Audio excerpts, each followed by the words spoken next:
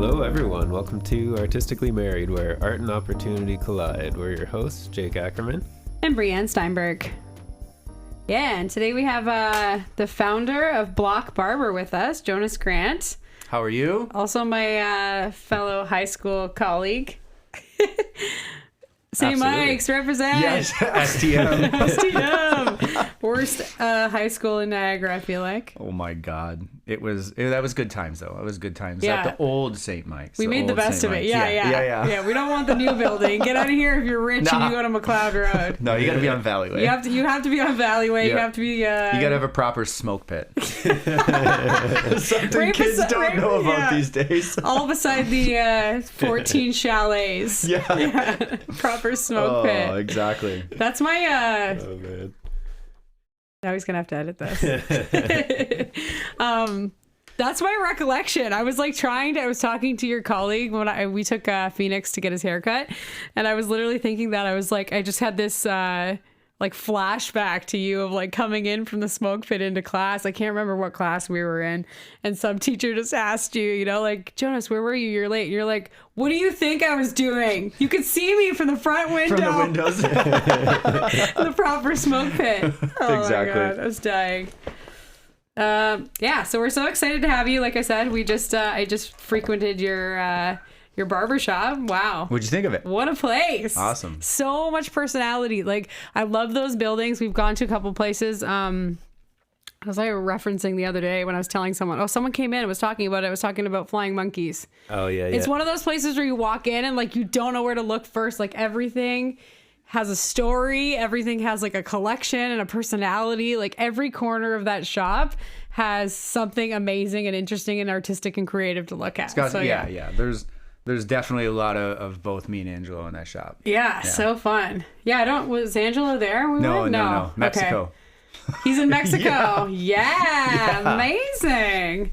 Fun. So when I ran into you maybe 2 or 3 years ago, and I think this was or maybe 5 now, right? How old's Delilah? Del's 4. Yeah. Okay, so she was a baby. Young. Yeah, she was very young, and you were just I think I'm gonna open my own barbershop. Yeah. So take us from just kind of walk us through how you went from your very prosperous job, your engineering job, to your barbershop.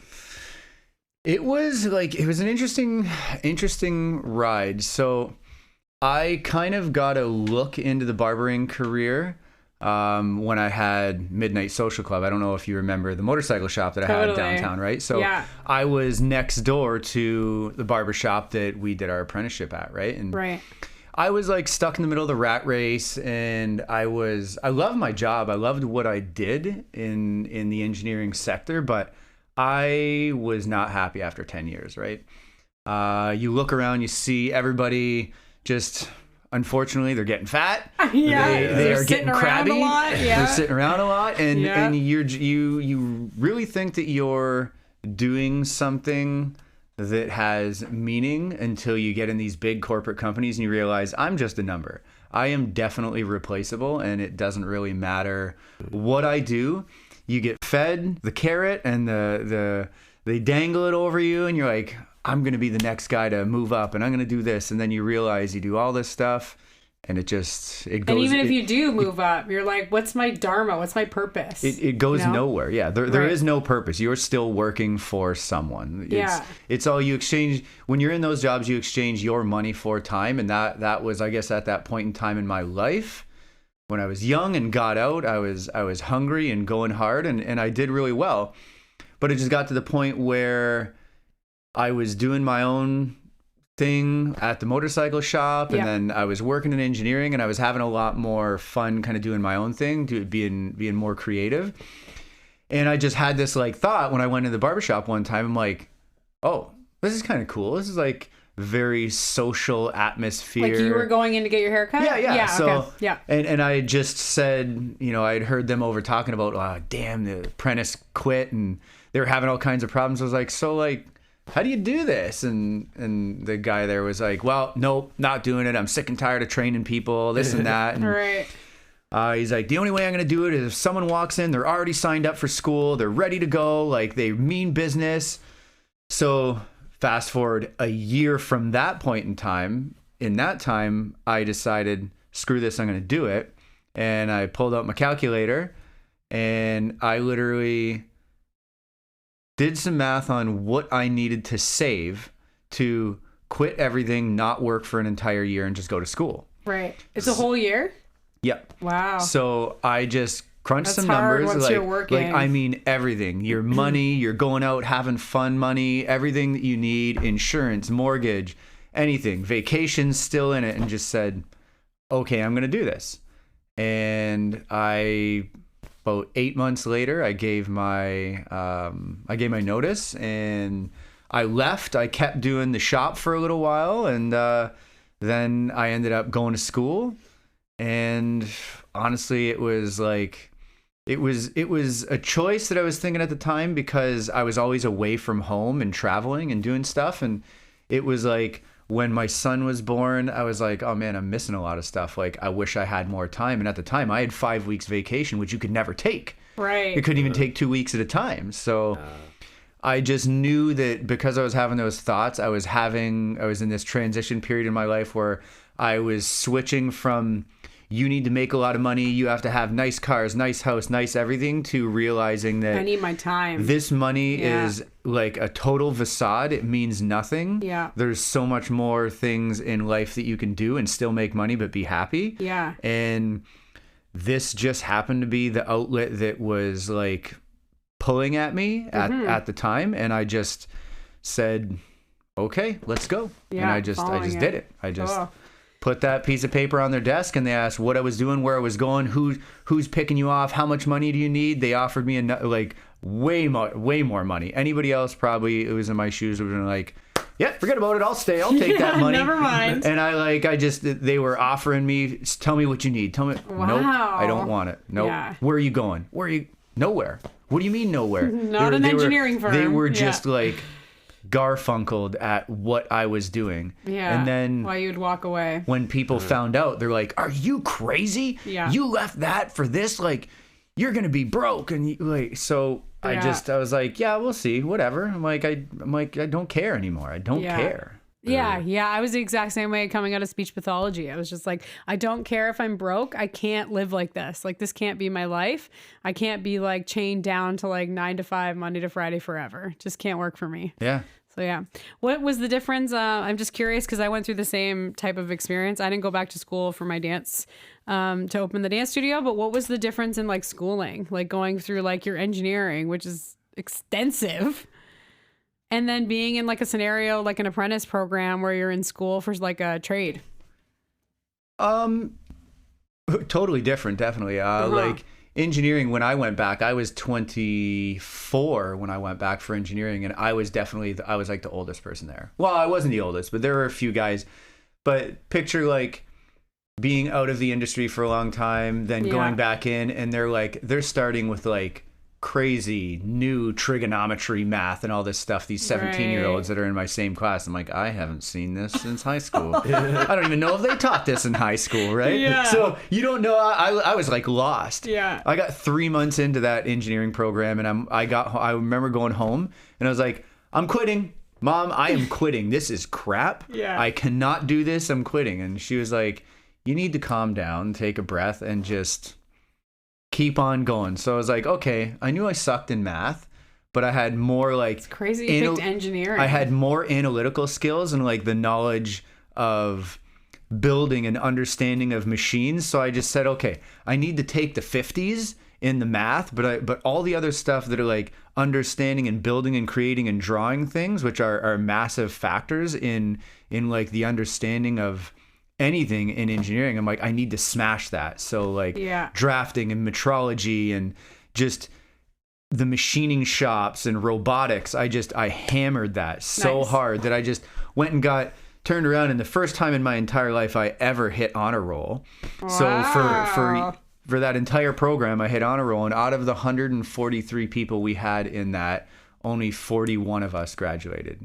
Wow. So it's like, and I was like, how the hell did you do this? I don't even know, because most of the time they would just give you so much homework that you just couldn't finish it all.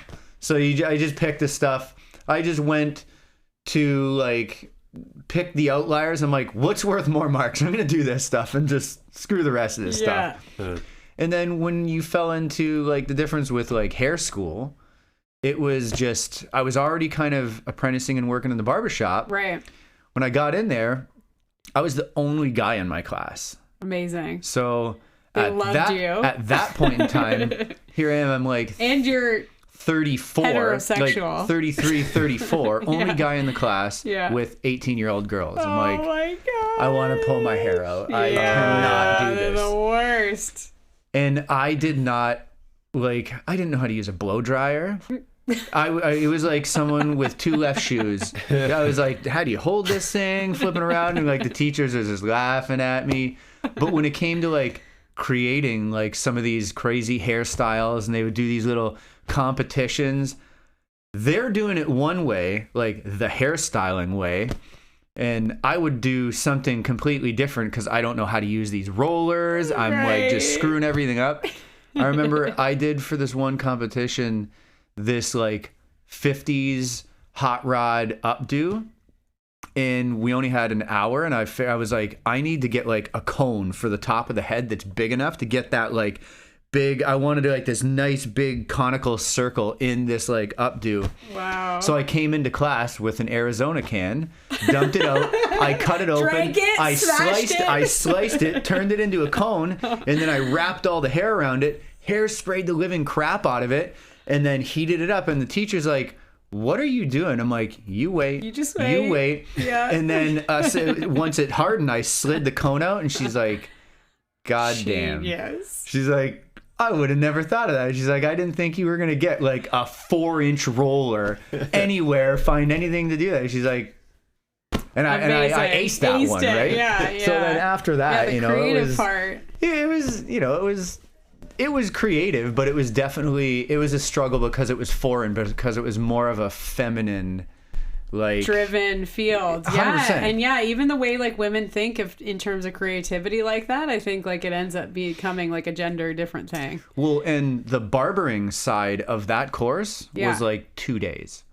Right. That's it. Wow. And when it turned to the barbering, the teacher was like, yeah, you can teach the class. I was like, sweet. You're like, all right. Because they were showing fading. So for 6 hours, they just had me fade a couple of mannequins and teach the kids how to do a fade. That's amazing. And that was it. I'm like, why am I not getting paid for this? This is crazy. So I've started to think about stuff like that, like through now. I think, once you get in your industry and then you kind of get to hover over we're going to get into like you opening your shop. But once you become the owner, getting into those like education parts is really fun. 100%. Like I'm loving that. I'm loving teaching my teachers how to teach. Yeah. Right? No, like it's really fun. I think education it's like one of the biggest forms of progression in probably anything. Yeah, especially with your team, right? When you get your team and you're getting, like you said, you had your first team meeting. Those team meetings for me have just been like the biggest aha moments because I get them together and I'm like, oh my God, the collective genius here. Well, and it's super important for feedback too, right? On both ends, whether it's it's the A side of the team or the B side of the team, because even as like I don't like the word boss. I don't like the word like all that. I just like to call it because it's like it's crazy. I've like sometimes the guy's like, "Hey, what's up, boss?" I'm like, "Don't call me that." My God, I'm like, I know we're at the same level here. I'm like, just because we paid for this place doesn't mean anything's different. I'm like, this is all our place. Yeah, and that makes you a really good boss. Because think of all the terrible bosses you've had. Tons. It's because they love being the boss, and that's why everyone hates them. And it's like I think education and like being able to empower other people to think outside of their own ways, it's everyone makes a choice to change and to see the change, whether it be work or home life, whatever. If you can see the difference between like an attitude or something, right, it's just someone's got to sometime bring something, shed some light on it, right? And I just believe being able to educate people is massive, but also be educated by them too, because there's always something where you're gonna get humbled, and we've been humbled and been like, you know what? That is a better way. We're starting to do it your way. 100%. Right? That's happened in our studio for sure, where I've been like, oh man, I've been doing this for 30 years. And again, coming back to like being such a good boss that you can say, I have been doing it wrong for 20 Yeah, years. exactly. Oh my gosh, this is so much better. Exactly. Now I'm studying so much in terms of, and I wanted to mention this because I was very impressed because I'm learning all like the tech side of like booking appointments and using platforms and using AI and using responses, that I was blown away at how professional and how much tech you've implemented already in like such a young business. Like, it's amazing. Your response, your website, like the flow of use of how to use your business is amazing. Well, I think it's like I'll take zero credit for it, because I think it's all intuitive, because both when we started the business, there was like the idea, right? Like, the easier a business is for a customer to find you, you have to implement something to do that. The ease of booking, just it was amazing. It was so well laid out. You could like see the stylist, and then, can I see this guy's schedule and this guy's schedule and who's available and who's not. Like, it was amazing. Yeah. And like even just social media and being able to portray ourselves in the way that we need to is like, everyone is on the exact same level in the shop. There is no, it's like, okay, we're doing this. This is how we're doing it. Let's all go and do our thing, right? Yeah. But having that collective consciousness, I feel like, is so important. We're the same way with our curriculum. 100%. Like, everybody needs to teach the same step, the same way, say the same thing, do the same thing, say the same thing to the parent, Yeah, because there's always trouble when you got 100 kings in the castle, right? Yeah, yeah, 100%. Yeah. But I think too, when we're finding too, where you use like your operating procedures, that's the king. 100%. And we're all just following along, like I'm doing the same thing as you're doing. We're all operating on the same like type of like expectations. But I think implementing that tech for people now is imperative. And I keep saying to people, I'm looking at their business and saying like, you're missing this tech part. So people are not going to be able to find you. They're not going to be able to, you need ease of book. Like, you need to make their life easy to use your business. Yeah.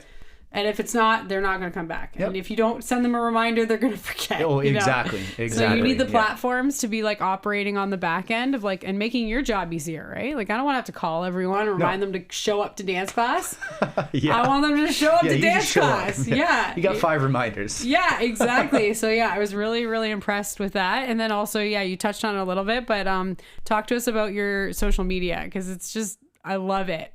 It's so organic, it's natural, it's you, but like, you are putting a lot of thought into like what information you're trying to tell your people.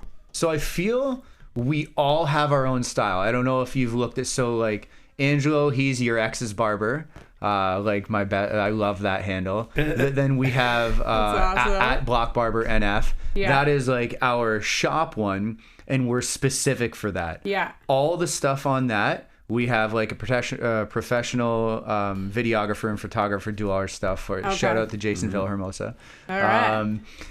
So we keep that on its own. Yeah. But then I post my own stuff. Like, we each kind of have our own life inside of it, but link everything together. We have like this just pyramid. We all support the business, but we have our own styles, but they mesh so well. Like, a lot of the guys like doing skits, and then his stuff he loves doing like the really crisp like haircut videos. Like he loves, and it's amazing. Yeah.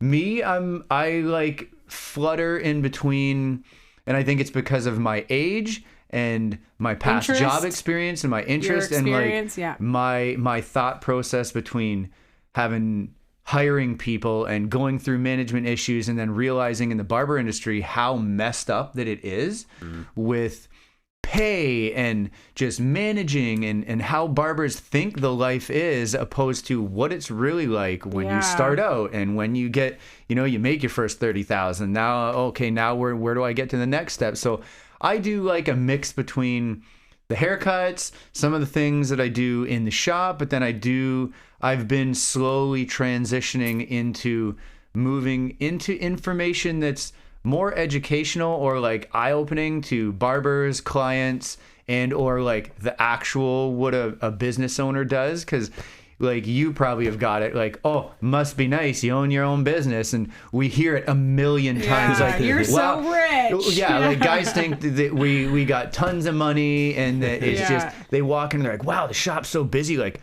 good for you guys. Like I'm so happy for you guys. Like but I'm breaking even. Must be just awesome. But then they're not there at 7 a.m. when you're scrubbing the toilets and you're cleaning all the crap out of the corners and you're doing the things that you have to do because that is your job. There's no one else to do it because you can't hire someone to clean your stuff. No one's going to come clean the corners of the shop. And they're not there when you're working till 10, 11, 12 p.m. during the holidays. And like people are like, I drove by and seen lights and people at the shop at 11:30. It's like, yeah, we're doing extended hours because of the holidays. They're like, that's crazy. People come at 11. I'm like, yeah, apparently they do. Yeah. Like, or you're doing bookkeeping, or you're trying to figure out your operating procedures. Endless. You're trying to fix the endless. computers. It's endless. Or you forgot to order something and you need to, or you're like, oh my God, it's 1:30. You get up out of bed and now you're on the wholesale website for one of your suppliers ordering stuff because you need it, right? Yeah. Because no one else is doing it. My teachers will say that to me. They're like, why are you texting me at 5 a.m.? I'm like, because I had to. Like, I had to tell you this. I couldn't sleep. All I was doing is I have to do this. People don't understand that when you're a business owner, like they do and they don't. They probably understand you do a lot of work. Yeah. But they, for some reason, believe that you're just, like, I go camping. People are like, oh, wow, I seen you were on vacation. You were on another vacation. That's awesome. It's like, well, it wasn't another vacation. I'm like, it was only 2.5 days.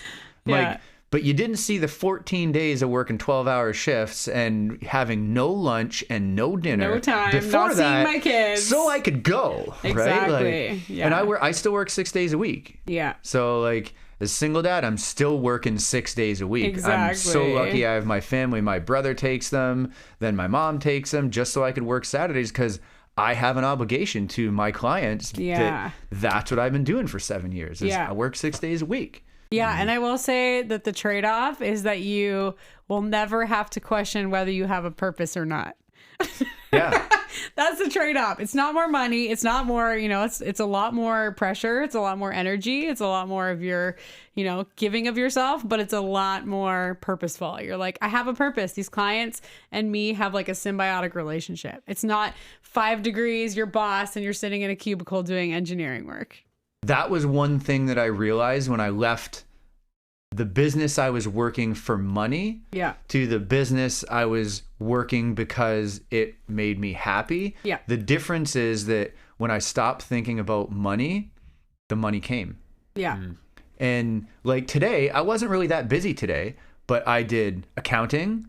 I went through the books. Yeah. I looked at stuff that I don't even get time to do usually. Yeah. Right. And I just like dotted a few I's and crossed a few T's. Yeah. So I used to, when I was, in my earlier years, I was sweating because I had 2 kids and a mortgage to take care of. And I would have a day where I'm like, oh my God, I only made $200 today. And now my percentage is going to get ripped away from me. I made $100 and I was here for 10 hours. I'm like, this is not good.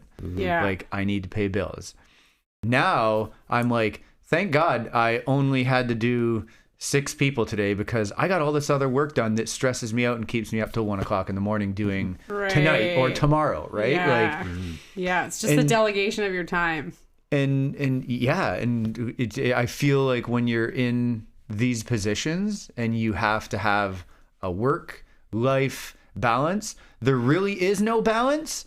It amalgamates together. You go from work to home, cooking for kids, to on the counter working on books or typing something, to then putting some macaroni and cheese and pasta and running out to the barbecue, then back in to be like, oh no, I got to do this. I forgot to message this guy about this appointment. Or people, because we're connected to the phones, they're messaging you for haircuts instead of going online. Oh, I did that, but then I immediately fixed it. And you're booking people online when you're like, hey man, you could just go online and do it. But I know. That's you don't want to turn people away, and obviously, you're building your clientele. Well, it's customer service, and me and Ange, like that's why we mesh so well together. Is from day one, any one of our customers at the old shop, we gave our number out to. Yeah. We just redid our business cards, and it was the first time in 15 years that my phone number is not on it. Yeah, but this is such a personable industry, and so many people, we feel bad if they got to cheat. right? If they got to go somewhere else, or when they come in, they're like, oh man, I had to go to First Choice because I had a wedding. Yeah. And like, look what they did to my head. And you're like, why didn't you just call us? Why didn't you text us? And they're like, I don't have your number. So then we start giving our number out because we don't want them to go get a bad cut if they have an emergency. Right. And like, even for those 5 years I was doing my apprenticeship, I built a wicked barbershop on my property. I was doing cuts at nighttime. That's when I saw you. Yeah, you were just like, I'm gonna do it at like, my. Yeah. Then that was opportunity and cash flow for me that also started to make me realize like I can do this on my own. I can do like, this. Yeah. It'll be hard, but I could survive. Yeah. Right. Yeah. The place. I was talking to Phoenix too. Obviously, as a business owner, you're constantly like assessing other businesses. Always. And I was like, oh, it's such a good like location. The place is great. It's like a good like pull through. So yeah, how did you end up like finding that spot? One of my customers. Nice. So one of my customers, his wife's father is the owner of that entire property with the gym and that little office out front. We were chatting in 2023 and I had kind of just I was talking about like doing more work outside, and I was like trying to get my red seal, and he's like, do you think you would ever open your own shop? I was like, you get a red seal for barbering? Yeah. Oh, that's so cool. I was like, yeah, absolutely. That was goal. one of it was one of my 5-year goals. Right. And it was coming up due in November 2023. Right. And when I went to that school, because I was quitting engineering, I said, if you don't do this in 5 years, like, you're a failure. So I wrote it on an envelope. I put it, and it sat in this like old cash register beside my bed in my room for 5 years. And when November came around, I opened it up and I was like, okay. So that's when we made the connection with Jeremy. And he had said, come for a coffee. I want to show you something. I'm like, this is kind of weird. So I met him at this building, which I never even knew where William Street was. Yeah, it's tucked right in behind, right? But it's like a great location. I got there and he opened the door and he's like, so what do you think? And I go, about what?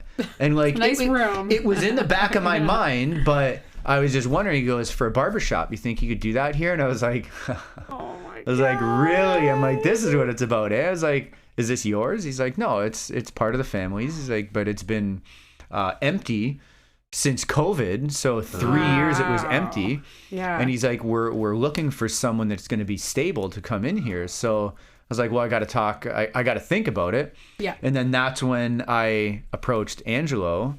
And I was like, if you want to do this, you're the only guy that I trust, because I've worked with you for now 5 years, and we have gone worked together at the barbershop. Yeah, we were both apprenticing there. He was there a year before me. Okay. I'm like, we both have been through the trenches together and like dealt with hell. Yeah. So, and we kind of had each other's backs. So that like gave me the confidence to say like, you're the only guy I would do this with. Yeah. I didn't want to take the chance of doing it alone, because obviously I may have, had all the confidence in myself, but it's a lot better with a team. For sure. Right. And he was like, yep. Amazing. Right away said yes. So then like, that's when the plan started, and we started doing little brainstorms at his house at nighttime, and we would be just doing things. So then I brought him to the shop and let him take a look at it, and he walked in and he immediately was like, let's do it.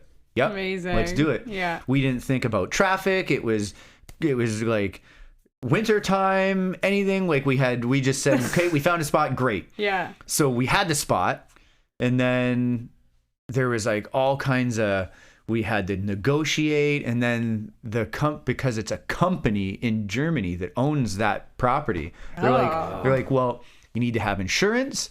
You need to go the legal route to lease this from us. So we had to think about our business as a whole, what we wanted to do. And my aspirations were like bigger than just a barbershop. So we decided to incorporate.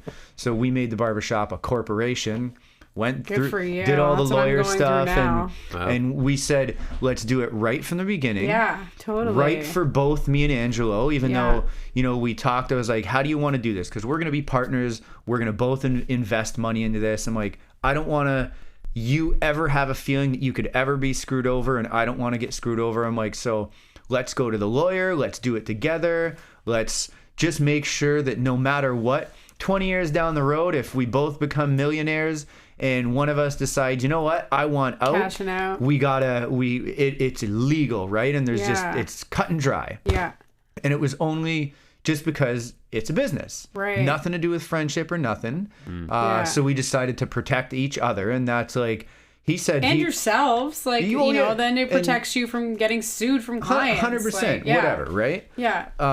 They can't take your house if somebody sues you. Yeah, Like, so- it's so- all the things. So we incorporated and we went through, you know, the legal route, and we have just been pushing hard ever since. And I'll tell you, since day one, not a day in the red.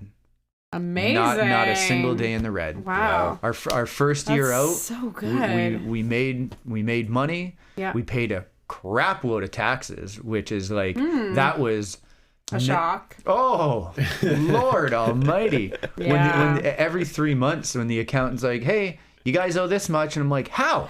How? Yeah. You I know? only have $50 in my bank account. So it's just astronomical. So now Yeah. into our second year, we're learning the intricacies I was of, just going to say, you need somebody to teach you the of tricks. corporate tax, Yeah. right? And how to Me and use Jacob those. have not paid a lot of taxes. Use those write-offs Yeah. and do all Use the things that we have every to, single right? So write-off you can. we're slowly converting and learning how to do that, which is, gotta you know, work the system. it's getting, yeah. They're doing it to us, so you got to do it back to them, right? 100%. Yeah. Yeah. And really, it is just about having the professionals and having like a CPA that knows all those things. Yeah.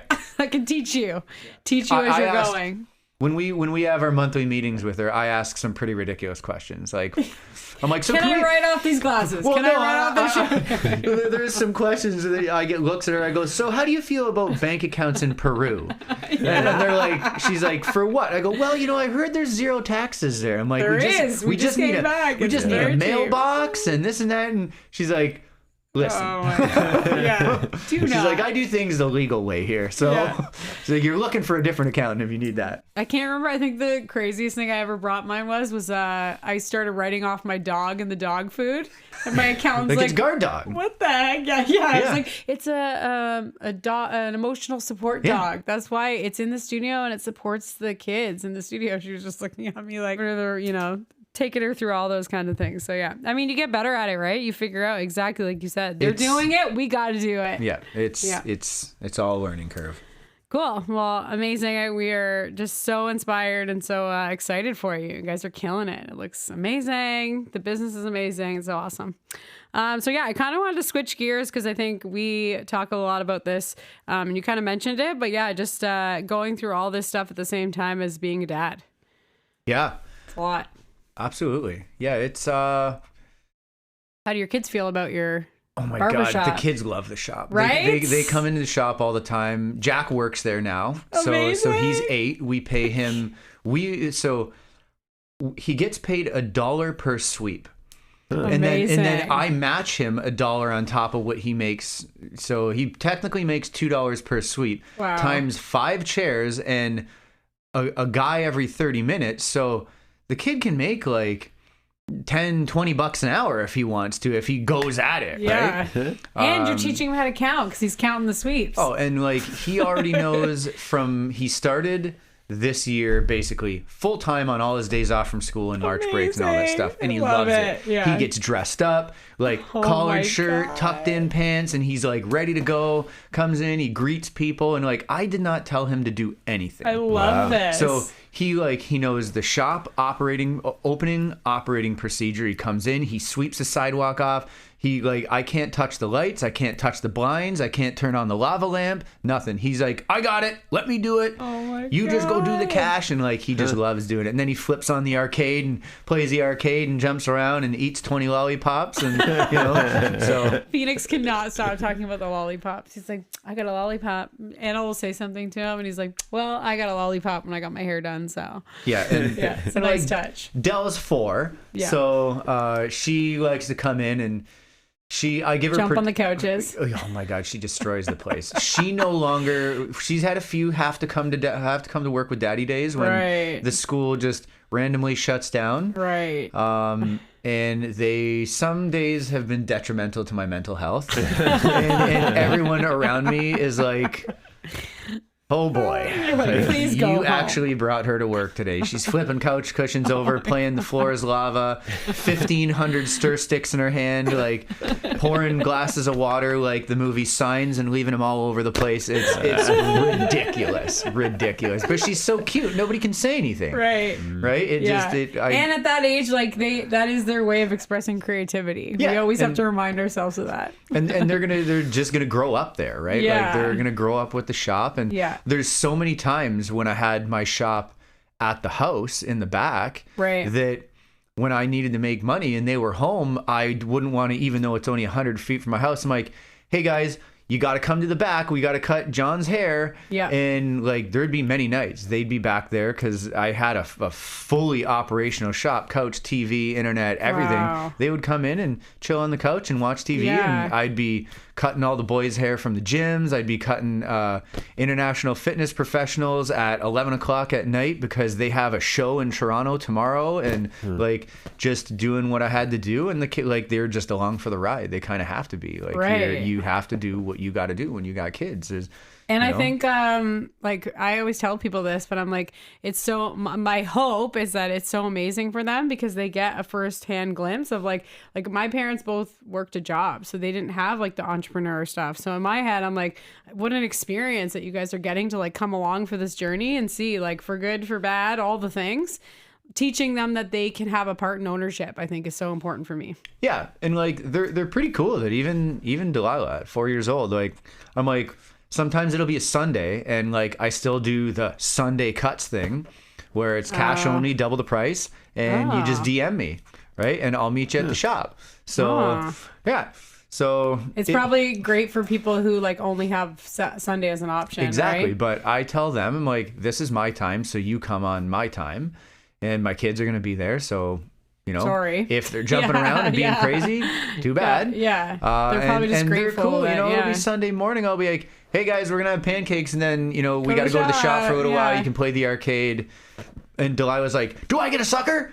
I'm like, yep, you can have you all do. the suckers you want, honey. And she's happy with that. So Right. yeah, they have no problem doing it. You know, it's kind of just they've just grown up with it. So Yeah. No, and I think, like I said, for same thing as ours is just, you know, having them exposed to that thing, like having them exposed to the fact that like they don't need to just work a job. They can like pick what they love and they can like pour their whole heart into it and make it successful. like I remember having to go with my parents to like Cuvée and like Here, you're gonna try some nice wine. crazy wine, like wine shows and events, and like yeah. here's like 15-year-old me dressed up sitting just like in the back, and like didn't have iPads and stuff back Right. then, so it was Totally. like, hey, wash those glasses, You're like, know? okay.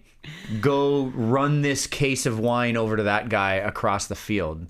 So wild. Like, why would you trust me with like a $400 case of wine and just send me off to go bring it to that tall guy, just ask for, you know, Jimmy Mango.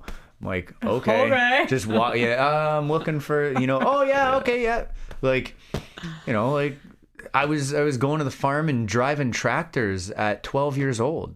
I think it's such a good experience though. Like think of like all the information and experience that you were probably pulling from now that you don't even exposure, realize. right? Yeah, It's it's just just exposure. exposure. Exactly. Yeah, just exposing them to those kind of things. I think it's so barbershop important. sounds fun though. Like my dad was, he had an auto body shop, Yeah. so that's kind of what I grew up in.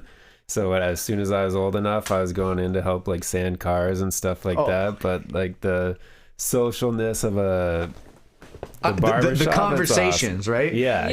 So sometimes like Especially all dudes. you're like, hey, I love it. children are here, and we'll have customers, and they'll be yeah. like, they'll look back and forth, be like, are there kids in here, or is there a woman in the shop? So you gotta watch it, but it's still pretty open, right? You know. Oh, totally.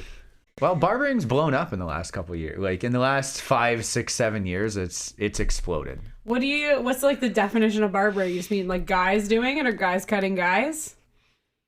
It's like majority is it's barbers are historically and predominantly men. Yeah. Females, I don't know if females have a harder time, but I'll tell you, guys only trust guys with beards to cut their beards. I love that. Guys will go to women barbers because of their looks. I know a lot of female barbers that are not great, that have massive clienteles. What's the definition though? Like just cutting hair, period, is barbering? No, I don't even think cutting hair is even. It's maybe like 50% of it because it's social. Right. It is more social. We have guys come into the shop and they tell us like, I have been waiting all week for this. Yeah. Because they get taken care of. They get to have a loose conversation. Sometimes guys will bring in their own beers. Yeah. If they know they're the last guy, they come, like we have a few dudes that come in. They'll come in with a 6-pack. Yeah. If they know they're the 5:30 cut that they always book, they come in. They bring you a beer. They bring the next guy a beer. They'll be sitting down and just hanging out. It's social, right? That. And they just want to like these guys are getting. We do black mask facials. I heard about this. One of your they workers come in, is have telling full me. shaves and like back with the hot towel with the facial massage and all, and they're just like they love it. Yeah, they love it. So it's becoming more predominantly now. I think probably because of social media and mental health awareness and take care of yourself, that men are beginning to realize like, oh, it's cool to do this, and like I should have this time or just to do these things. The allowance to do it. I feel like we're getting to a time where we are, unfortunately, but this is a happy accident of it. We're seeing single men and single women where like it used to just be all of the time man and woman, and I feel like you know, this is the Me Too movement. This is like the women telling men that like, no, you're not going to the hair salon, no, you're not gonna, you know, you're not going to spend money on yourself or your whatever. I'm doing all that. And that's been women oppressing men for all these years. If you're in a partnership, my husband told me he was going to go spend $150 on his hair and makeup, I would lose it. Yeah. I'd go crazy. But now you have men that are like single and you're like, you know what? I got expendable income. Like I deserve to get my hair cut, my nails, you know, filed, whatever you want to do. Like I feel like it is a Me Too situation. Yeah. Well, and allowing themselves to do that. Exactly. Like the amount of guys that come in that have their first barber experience in our shop or from like me and Angelo over the last 7 years is like exponentially crazy. How many times we hear they're like, this is the first time I've ever been to a barber. And you're like, what? How old are you? Yeah. And they're like, oh, 37. I'm like, who cuts your hair? Where you been going? They're like, I just go to like Magic Clips and it's just like 5 minutes in and out. I just get like a number 2. I'm like, what? I'm like, don't you like, you know, style? You don't want to do anything? It's like, oh, I just really like, no one's ever told me, you know, what I could do with my hair. I just go in and just ask, oh, just give me short on the sides and a little chop off the top. Right. So I think it's like information too, where the fashion industry and just things that are being pushed in our media and men wanting to look better and actors and just all these things have been changing the vision of like what all the icons and how people look and styles are becoming more influential, where guys are like, yeah, I kind of want to look like that, or their wife is like, I want you to look like I've gotten Tom Cruise, the picture of Tom Cruise so many times, like, okay, we want this hair, and I'm like, oh, Mission Impossible 1, nice. Yes. Like it's hilarious. It's hilarious. So, you're like, I can't change his face. It's interesting. Yeah, it's super interesting how things change, and just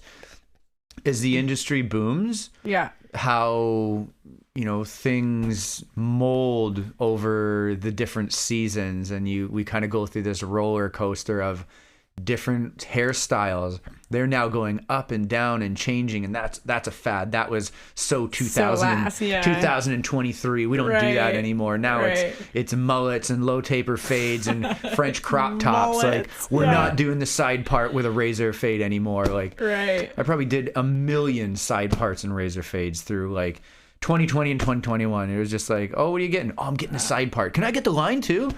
You're like, awesome. This is the 15th one today. Great. You know, like you do it with your eyes closed. So it's nice to see industry change in so much creativeness within it, and like people almost breaking barriers and doing things so differently. And I'm going to go back to education, where there's all these other barbers and stylists that are like, I'm going to cut this hair now this way, and it effectively gives you a different look. Right. So now it's like, oh, I want to incorporate that into this haircut too, and now you get a different rendition of this haircut. Yeah. So then now we get kids coming and going, hey, I got this TikTok cut that I want to get. And you're like, oh, great. And you got to watch a TikTok video quickly, and you're like, okay, cool. But it's being a good barber and having the understanding. And the open-minded, right? Yeah, to just mean, like, I'm going to try that. Okay, I could do that.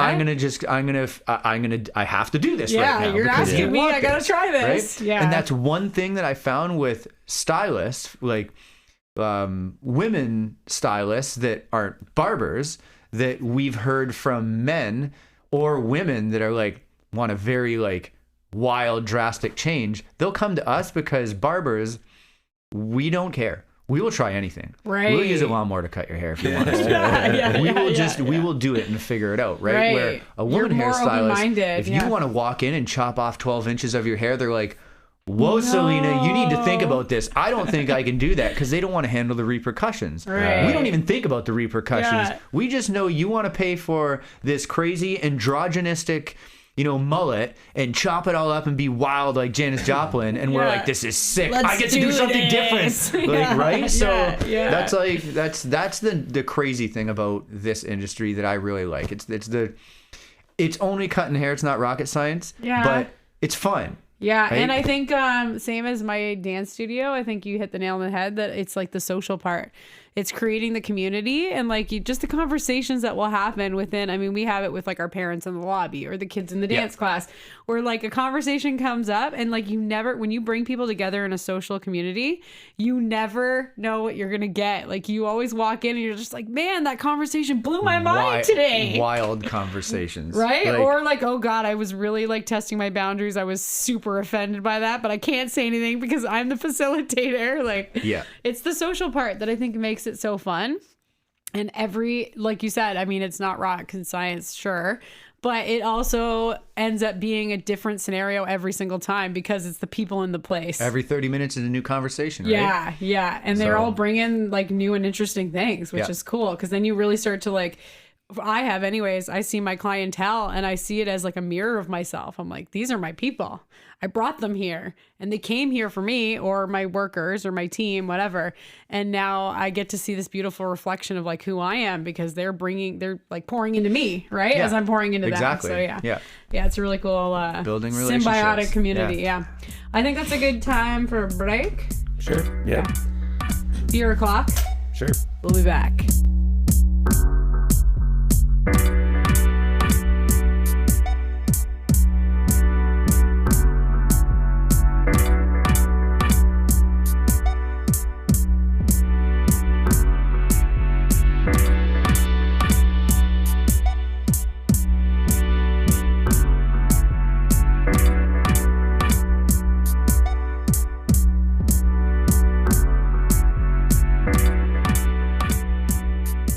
We are back today talking to Jonah Grant, founder of Block Barber, also a fellow graduate of St. Mike's, as we were talking about. Oh, yeah. The magic. So I wanted to switch gears a little bit, because when I brought my 5-year-old there, he was falling all over himself because you have a real live motorcycle in the shop. Yep.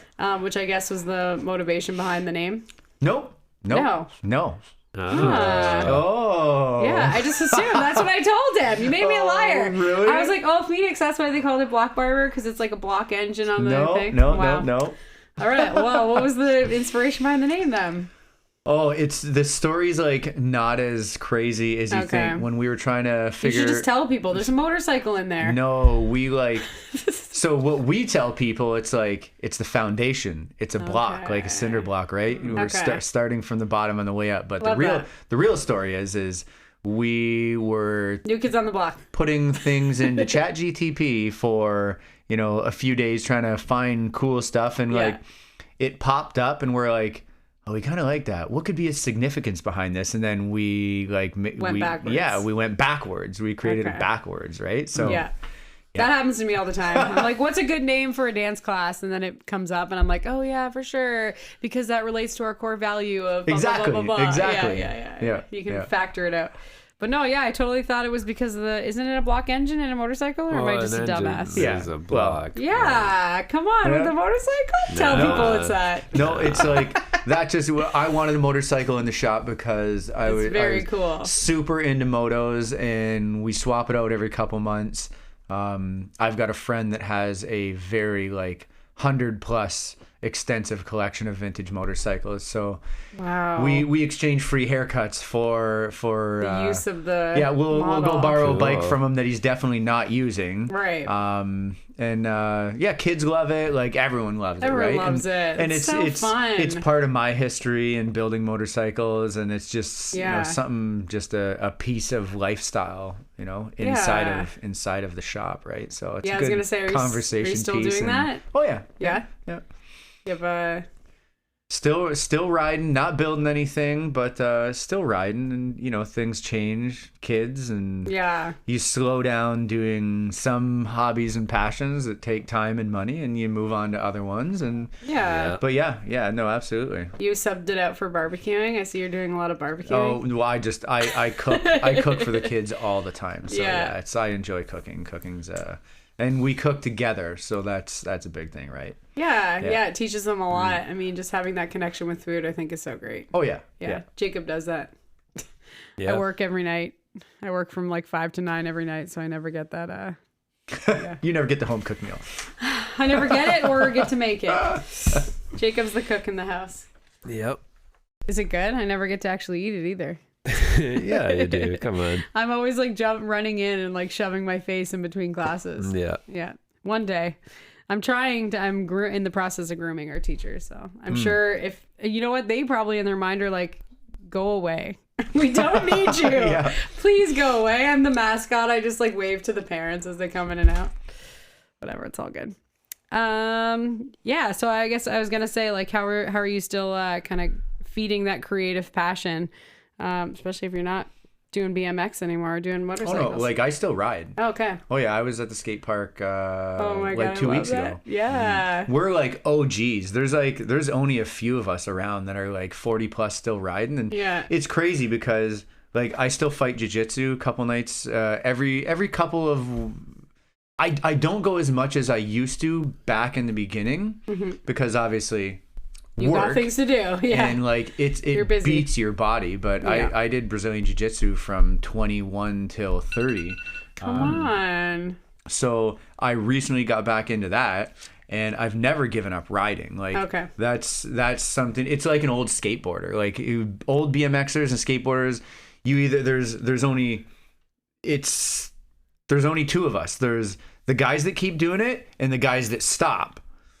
That's it. There's nothing else. Yeah. And I told myself, God, I think I was 35 or 36 when I decided, I'm like, you know what? I'm going to build a new bike, and realized how much they are these days. And I've got 3 G's in a BMX as a 40-year-old. So, but anyway, frames and rims and stuff. I mean, the money just goes out the door. Yeah. But it's something that I enjoy, and my kids ride bikes. I was just gonna say, might probably look a little bit wild, but when I can actively say that I'm a 40-year-old that can do a backflip on a bike. Come on. So who cares? That's amazing. And then I got guys that'll come in and they're younger than me, but their backs are hurting. Yeah. They twist an ankle, bending down to tie their shoe. Yeah. I've just stayed active. That's the only. I've just been active my entire life. I never really stopped doing anything. Yeah. I was always. I needed some type of relief outlet, and even if it was once a month to go out and do something, I actually don't ever get to go home and crack a beer and sit on the couch and watch TV. Yeah. Because back to single father, house is a mess. You got to cook something. You got to do something. There's always something to do. And it's just, I have become this compulsive, obsessive, everything needs to be clean. Oh. Everything needs to be reset when everyone goes to bed, and you need to clean it all up so when they wake up in the morning and come out, the house is brand new. Wow. So I stay up till 1 o'clock in the morning every day, mopping and cleaning and doing all that stuff. But you need a creative outlet. You're the mom and the dad. As humans, we need we need some type of relaxation, and it's a sport. Yeah. It's not pickleball. Like every other No, it's person not. is taken up. It's That's insane. You can do a backflip. You get hurt a lot. But it is what it is. I know, that was why I guess I stopped skateboarding, but I don't know. I still have my board and I'll ride at the odd time, and I still can. But yeah, it was just injury. Like as a tradesman, you get injured enough as it is, and I was like, I couldn't afford it. Like I take calculated risks these days. Yeah. There are tricks that I can do that I've always done that I know I'm good at, and it's honestly, you go meet a buddy at a skate park once a year. There's a couple OGs will like take a trip to Ohio and go to a crazy indoor skate park, or go up to Toronto and do like a ride. And is it the Hort brothers? Is that what you're talking about? No. Those are the old BMX foo guys. No. These are non-foo guys. Okay. Just OGs that I've rode with. There's other 40-year-old BMX. There's a bunch of us. Yeah. I know. Yeah. We're few and far between, but there's a bunch of us, and we're all rad. Teasing you. Yeah, you got to take calculated risks. Yeah. Because it's like, I work with my hands, like you said, tradesman. Like you throw your back out, you're screwed. That's your livelihood. And you're like, I did this because I wanted to land, this. Throw myself down a set of stairs to do that, and look cool for 10 seconds at 40. Not great being hurt, Not cool. No. So there have been times that I've thought about, like, maybe I'm too old for this. I should give it up. Yeah. But then it's like runs through your blood. Yeah. I mean, when you're passionate about something, you want to just do it. It's the same as me in dancing. I'm like, oh God, that was probably too much, but I just did it anyways. Like I even remember, because jiu-jitsu is something new that I took back up this year. That's a really cool practice. He was really interested in trying to get into it. I remember the first night I went to this new club, I got choked out 32 times. You counted? 32 times I got choked out. And when I went home, my eyes were bulging out of my head. My neck hurt for a week, to where when I tried to swallow, like, it felt like I was sick and you had like a cold. Why would they do this to you? No, it just happens. Okay. That's what happens. You get choked out a lot. And I sat back and I was like, do you want to do this again? Yeah. But then I realized, like, the physical aggression and exertion of that, like, that was something that I actually needed to get back into and learn to slow my mind down and go back to, like, the technique. And so I gave all my belts up and went back to being a white belt, and went to studying a whole new practice, because I used to do Muay Thai. Okay. So I went to BJJ, and it's been great. Wendy's Lane? No. I'm at Pasador, right by the barbershop, actually. We're 30 seconds away. So I can go shop right to there. Yeah. It almost needs to be on the way home or you won't go. It's literally it's a creative outlet. We need hobbies that are something other than work, whether it's like planting plants or drawing or doing something. Humans, we need something other than work. Yeah. We need to, like, fuel our mental capacity with something that is interesting. Yeah.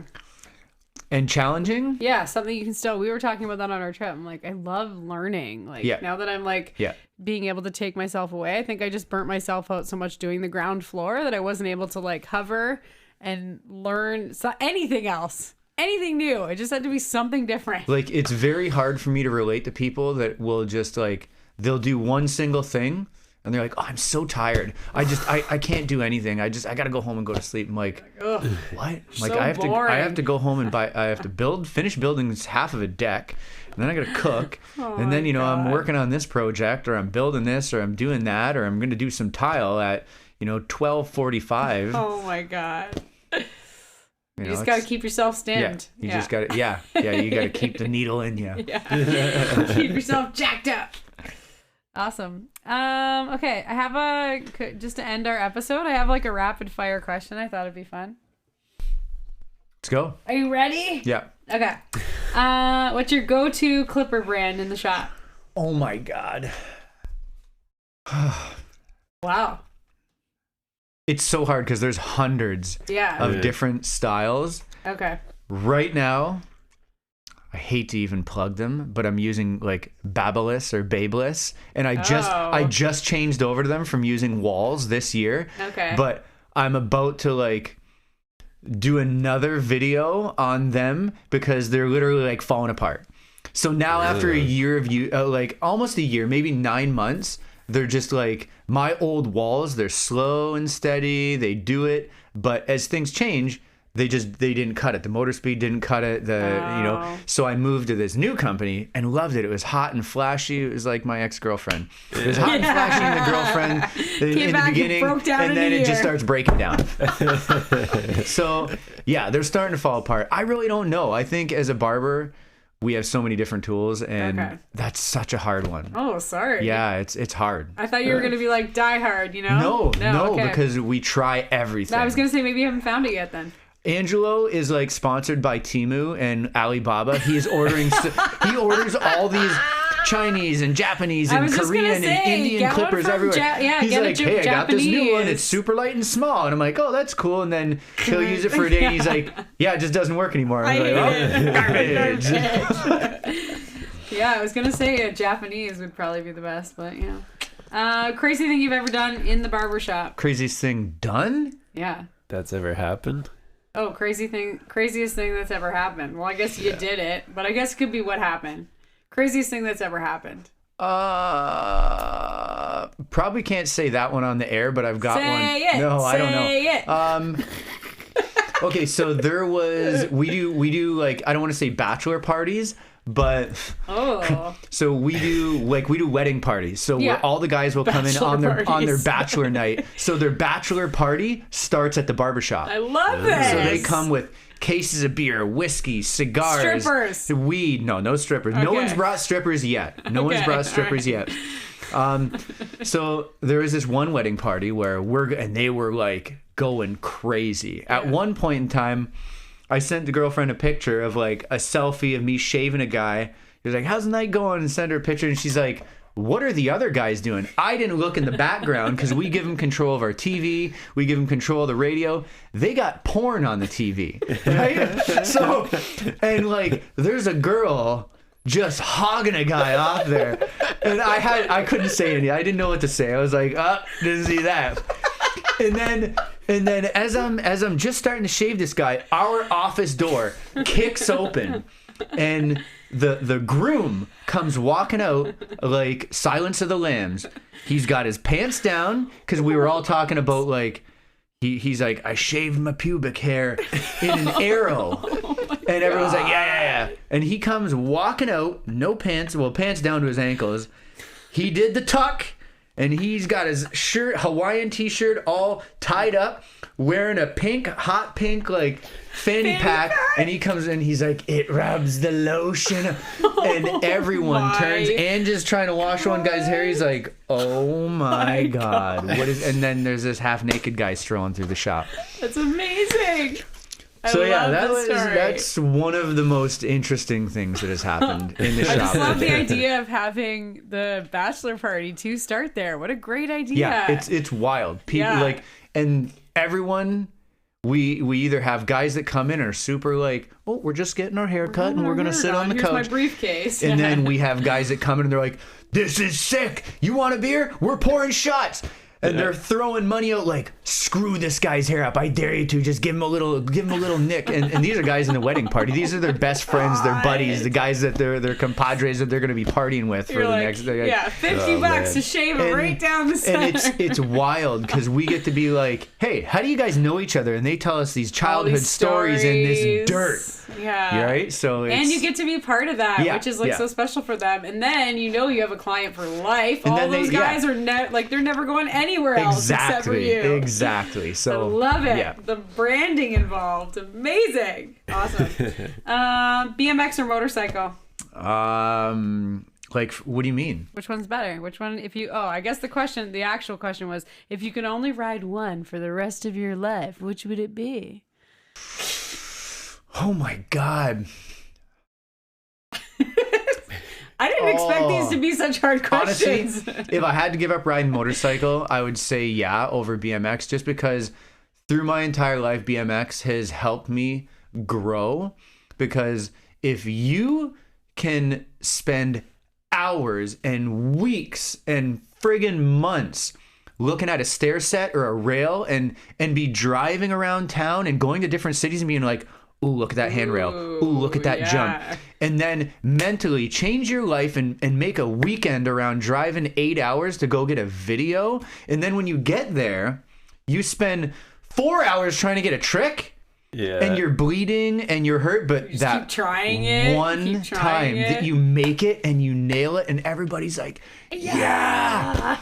It's like the sheer determination of that style of sport, skateboarding and BMX and like all those extreme sports that when you win, but you don't really realize like, I have tried so hard to do this, and you have to learn the trick. You have to learn the dynamics, the physics, the speed. Well, no, it's like courage. Just to do those things, it takes a lot of balls. It takes, you're never going to get good at something if you don't consistently try and fail. Right? So that's what those sports have taught me, right? Totally.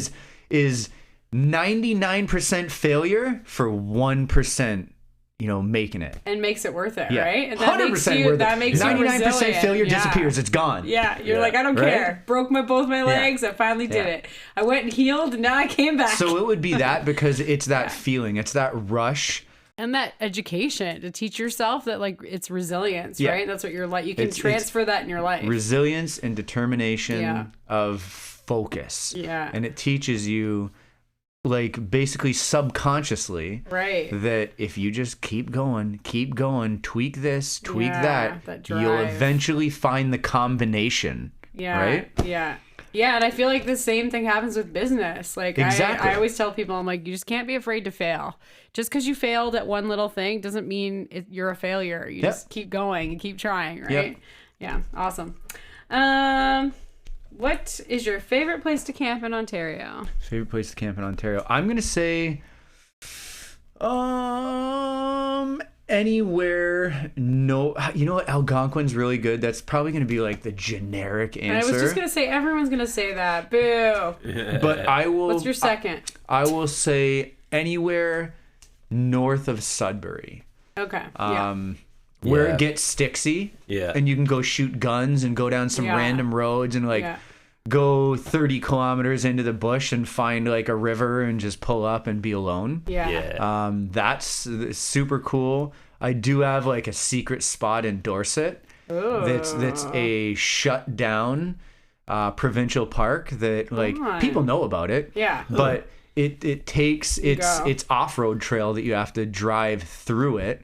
So it's like part of the A1 snowmobile trail. But in the summertime, you can go rip the trail in a truck and go into this old park that like other guys like myself and dirt bikers, they've maintained and like maintain little parts of it and little areas of the river. And so you can go camp for free. It's amazing. Yeah. You got to bring a lawnmower? Nope. You just drive your truck around 50 times? No, make a crop circle? It's like, there's so many different like pull-offs onto Canadian Shield. So you just pull out on the rocks. And, that's amazing. And a lot of people use the trails, so it gets, it gets matted down. So. Okay, gotcha. Cool. Mine's Tobermory. What's your favorite place to camp? It's gotten just so... I know, it's so blown up now. I just like that place. We just got back from it twice. Really? Yeah, I was there the end of July, and then I went for the full August, first 10 days of August. I love Tobermory so much. We were trying to squeeze in a Tobermory trip, and it didn't happen. I know, you can barely find spots. Oh, it's so packed now? Did you actually stay like at Cypress Lake? Nope. We stayed, we stay at the same cottage for the last 8 years in Dyers Bay. Oh, okay. Yeah, and then we drove. It's like a halfway point in between Lion's Head. Mississauga? Lion's Head and you're 20 minutes from Lion's Head or 20 minutes from Tobermory. Yeah. Okay. So cool. Yeah, I love Tobermory. Best haircut you've ever given or received or both. You're like the one I have right now. Like the Who cuts your best- hair? All our apprentices cut our hair. Shout out to Jerwin. Jerwin just gave me this haircut the other day. Oh, is that who cut Phoenix's hair? Yeah. Oh, he's so sweet. He's the I OG. love him. He's the OG. But I've He's great. even since when I was an apprentice and like working, I let all the apprentices mess my hair up all the time. You didn't mess it up. No. It looks great. Like I've been messed up so many times, and I don't say anything. But then I would like come in like when we were at the other shop. Not our shop. I would be like, "Yo, Ange, you got to come in at 9:30. You got to fix my hair up. Fix Like, my hair, man. Like this guy messed me up." Oh my god. But yeah, you're giving them practice, no, right? it's teaching. I'll change it up a little bit, and then as they're doing it, I give them feedback on touch, right, on how their clipper feels, this and that, Perfect. and it's just the more you do it, that's what it's reps. You got to put reps in. So it was like. Yeah. I used to go like 9 weeks without getting a haircut, and then all of a sudden, when apprentices came around, I'm like, I can get Every 2 weeks. I get a let's haircut go. every 2 I weeks got now. hair, This is I got great, hair, let's go. right? And Yeah. I keep it pretty short, so Yeah. it's probably like So I don't really have a best haircut. I got a pretty crazy story All right. that I think about all the time, and I still think of this guy, and I don't Wow. know where he went to. I was just gonna say, do you know where he is? Yeah, no, it's super crazy. So it's this older gentleman. God, like he lost his wife, and he was like such a sweet dude. He had 2 children, two boys. They lived close to him. He was helping him out. He always came in a wheelchair, and we got like super. I don't want to say close, but like I was always stoked on when he would call me because he loved his wife so much and talked so like well of her that he was so unhappy that she had passed away, and like he would always tell me like, I cannot wait to get on the Canadian ruling for like assisted suicide. Wow. And it was really messed up to me because how could why would you want to do that? It like seemed a little bit messed up until I asked him like, why do you want to do that? You got 2 boys, like 2 like his kids were in their early 30s, and they had families and all this stuff, and he's just like, when it comes my time and, I'm no longer well enough to do the things that I'm doing, I want to go. I want to be with my wife.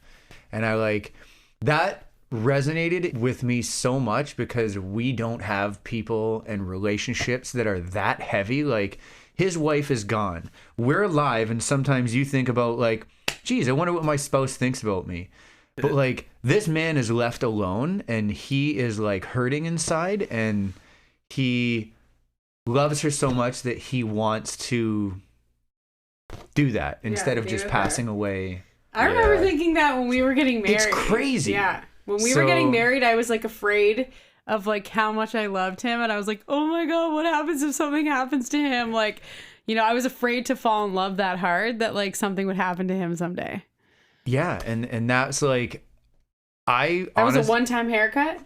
No, I cut his hair for a long time, and then when I Wow. left, I don't know what happened to him. But like, Holy. I still like that. It's not that it haunts me; it's that like the impact of his relationship with his Yeah. wife and his like sadness and mourning Yeah. left a dent in me Yeah. when he told me that. Yeah. It was just crazy. Yeah. Yeah. I feel Like I'm like, that damn, kind of love, I right? wish someone would love me that much. I like know. that's crazy. Yeah, and I feel like those stories are fewer and far between. You're right. It's not as common for people to put that kind of like love and effort into a relationship. Like we said, it's the We're in the swipe left era. exactly. Yeah. Exactly. It's hard to commit now because you're just like, oh, but I'm unhappy today, so like I should just get a new Exactly. boyfriend. Yeah. That yeah. Yeah, it's hard. One brand, or you can actually just do a tool no. that you're obsessed with. No, I got a brand. Okay. Flag nor fail. You guys know them? No. Oh No. man, they're so crazy. Is it camping? No, it's like something totally. So DLB, Dana Lynn Bailey, and Rob Bailey. They're Flag nor fail. They started out as a workout fitness T-shirt company. Okay. But they've grown into this massive like entity that I almost want to say like I envy them. Like not envy, but like I like aspire, because they went from like I had a small T-shirt business, Right. Yeah. and then it morphed into the motorcycle shop, and then that took a break, and now it's like the barber shop, and now we're doing apparel as well. And it's like these guys, she's a world fitness pro. He is just a wicked hard worker, and he's like an influencer in like mindset. And he's all about there are similarities as you can find anyone that you like. You can find similarities in yourself, and like, oh, that's why we buy brands, right? And I found like they make wicked awesome clothing. Everything I've got from them is super high quality. I just broke their $400 overalls that I bought from them a year ago. And I messaged Rob, and he sent you a new pair. Within not a new pair, but he sent me the clip so I could go replace it. But it was like instant. I had it in 4 days. Yeah, and I think like again, as somebody who is like creating your own brand and creating your own business, you are always on the lookout for that, right? You're like, it's all about customer service because the products are not working anymore. Everything is breaking. But it's like it's crazy because I watched their business that was just originally a clothing brand. Right. They were a clothing brand that supported his wife's hustle and flow as a fitness professional into fitness training. They built this crazy compound warehouse. They're like wicked into cars and camping. Amazing. Now they're holding these like crazy like marriage getaways to teach people how to be married in business with your spouse and help them understand like high functioning couples to be able to like work together and or accept your husband or your wife in their career, and how could you help them instead of maybe, you know, feel like you're in the dark because they work so much, but understand like those really high functioning people that have the goals and want to reach the potential. And they do like crazy car show drift sessions, and it's just like wild. They have taken a t-shirt company. They're having a time. They're literally just saying they're like doing like, it's just a like hold my beer moment. I'm just gonna do it, right? It's almost like they have an idea and they're like, yep, let's do that too. But their execution is phenomenal. And I feel like we're realizing that is like once you do something, and then like it's easier to do than other thing, you know, like once you just commit to something, it's easier to do the next thing. Yes. And like I love that brand because I realized as I started interacting more and more over the years with them. Yeah. And I was gonna say, have you met them? Like, where are they from? No, but I've been like they're down in Whitefish. In Utah. So I joined one of their Clear and Calculated collective groups. Right. And it's free for like anybody that's in business and stuff. And all it is just people that are in business that are like-minded, and they just talk about their ideas. And it's like a Discord? Yeah, and you just bounce your ideas off each other and talk about stuff, and it's like hold accountability and things like that. Love that. And you realize that like you need a team, because these guys have a team. And when they really started accelerating their business was when, what you were saying when I walked in your door, learn to let go of the reins and trust your team. Obviously, make sure your team is the right team member. Yeah, don't let them light things on fire. But letting go allows you to move on and do other things and get creative juices from your team as well. Yeah. And don't just roadblock ideas that aren't your ideas, right? Yeah. Let your team grow too and see what comes from it. Yeah. So that was my plan, to go to Peru for a month. I was like, let's see how they do. And they did amazing. And it was a time where like, I mean, you guys are like a 12-month, but like we're like a seasonal business. Where like we push in August and we get all the kids we can get in September, and then that runs till June, and then we do it again, right? So I left them at a time that was like imperative, where like they had to like set the studio up for me, you know, to see if I could walk away. Yeah. They did amazing. Shout out to my team. They're always inspiring me now. Guilty pleasure snack. Oh, I love this. I love this because you're a dad. What are those things that where you're just like, I hope my kid doesn't finish that so I can eat the rest? Mine's grilled cheese. Not even. It's fruit, man. Oh yeah. It's fresh fruit. Oh my kiwis. God. You should have seen the fruit in Peru. Oh my God. We would come home every day from the market with like a pile of fruit. Like Oh, Fruit is so expensive, and my kids eat so much fruit, expensive. but I eat so much fruit. I know. I Same. love fruit. Same. So yeah, it's We're not fruitarians. It's not candy. It's not none of that crap. No, It's not grilled cheese. Yeah, I love grilled cheese too. I love pizza too. I would but never make myself a grilled cheese, but I hope the kids don't finish their half. You'll see me with the largest salad bowl. Like, Yeah. the girlfriend has like looked and been like, "You're gonna eat that entire like salad bowl of fruit?" And I'm like, yes. Like we're talking when you see like you're like that's like $30 worth of fruit in there. You're like, yeah. You're gonna have diarrhea. I'm like, yep. Nope. Yeah, it's just fruit. We always joke about that. We're like, even if I was like so rich, I think that's the only thing I would ever spend money on is like really good meat and tons of fruit. Yeah. Do you like it like crunchy or ripe? Probably a little bit more of a crunch. Like I love crunchy I love grapes. I like sour kiwis, Hard, yeah. like kiwis and really, really nice strawberries and Cherries. like parfaits. I make a lot of parfaits, but I'll throw nuts in there. Then I'll throw like little Hershey chocolates in there as well. And you need a little bit of something. Yeah. Something sweet. Yeah. Cool. Most unexpected lesson that you've learned being a dad. Most unexpected lesson I have learned being a dad. Unfortunately, the most unexpected lesson is patience. Yeah. I had to learn patience and learn the fact that, you got young kids and they do things that will boil your blood. And you just got to learn and realize that, like, they're young.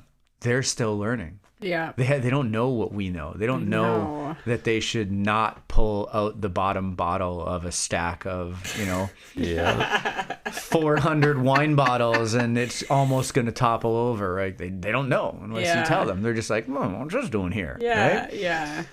Yeah, it's patience. Patience. So much and patience. learning to be like a patient parent and like not rush them and let them do the things that they're doing and like watch them try to tie their shoe or watch them wonder why the left shoe doesn't fit on the right foot as well. And watch walk them away when they're trashing they're something. struggling to put their coat on and you're like, the arm is stuck. What are you doing? Why can't you figure this out? Like, that's the jacket from last year. You don't fit in that. You cannot close it. Like you look like you're gonna rip it off. Oh my god, totally. Or like you said, having a fit, destroying the room because no dessert because they didn't eat their dinner. I know. And you just stand there and you watch the Hulk smash and you just go, Okay. Yeah. Yeah, Phoenix is like that. He's just like throws a tantrum fit. And actually, I think now that I have a 9-year-old daughter who's a girl, it's the same thing. It's patience and holding your tongue. It's so hard as a parent. It's just instinct to like correct or guide or lead. And now with her, like she doesn't want it. She does not want my opinion. And I don't think they ever did. But now, especially as a 9-year-old girl, it's patience to just sit there and be quiet. See, I've had to definitely learn. Well, yeah, because you have a son and daughter as well. Yeah. My son came first, so I learned boy, which is like military.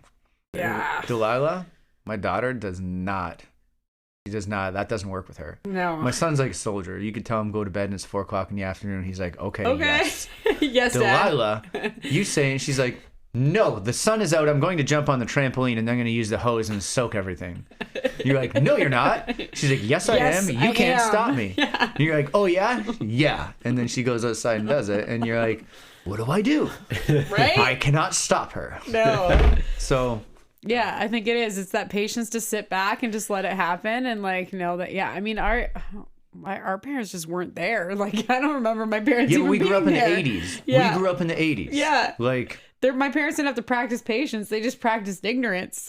See you later. See you never. And we survived. And we were fine. I feel like the age that our children have grown up in, they're a little less self-sufficient because the age that we grow up in, for some reason, I don't know why, maybe we are like, that's negligent. I shouldn't do that to my children. But Our response was to micromanage. Yeah. We like do everything for them. yeah. So yeah, I know. And our parents back in the day, you're 7, they're like, yo, we're going to work all day. You're good? Yeah, there's You're good, cereal, yeah. milk, cool. Go to the neighbors if something's wrong. Yeah. Oh yeah. And you would leave and go wander, and we'd go into the forest and go ride our bikes, and no one would know where we were, but we'd show back up and we wouldn't die. Yeah. Nowadays, we're so afraid of doing that. We're like, do not leave the property. Yeah. You might get stolen. Right. Different times. So me and my friend were just talking about how the nightly news would come on, the 10 o'clock news. Do you know where your children are? What? You have to remind them? Yeah, You have to exactly. remind our parents that they should go look for us and make sure we're in the house by that point. Like, My God. imagine? Could you imagine? Wild. When we were in Peru, there was like a 5-year-old carrying a 2-year-old on his back to school.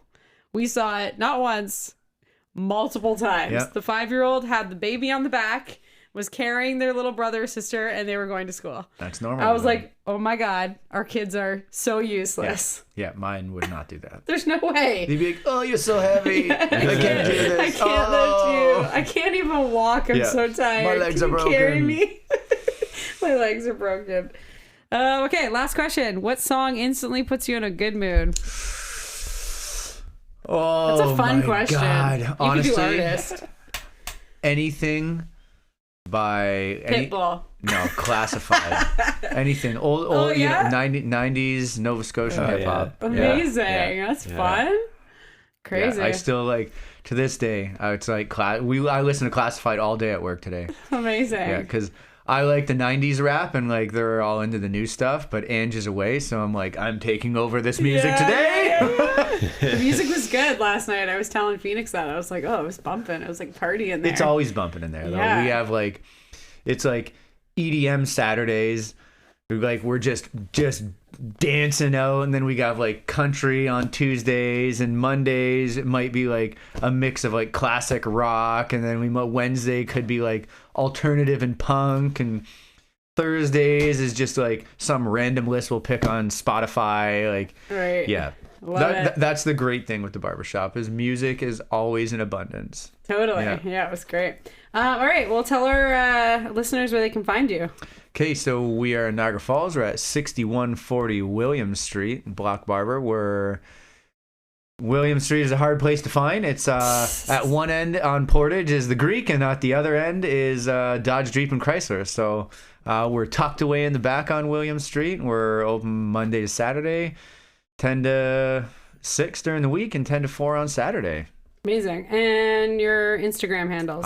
We are at Block Barber NF. Angelo is at your ex's barber. Love that. I'm at Engineered Fades. Jerwin's at oh my God at Jer Cuts. Then we've got LC Cuts for Luca and LA Cuts for Leo on Instagram. Amazing. All right. Well, definitely check them out. And yeah, if you have any hair needs, definitely check it out because it was just all the things. Great haircut, but also great experience. Come to the block, North End Niagara. I love it. Thank you so much for joining us tonight. This is so much fun. It was a pleasure. It was a pleasure that we finally got to do this. Yes, it was awesome. we did it. Awesome. And yeah, we'll see you guys later. Don't forget to follow us on Spotify and you'll never miss a podcast. All right, good night. Beautiful.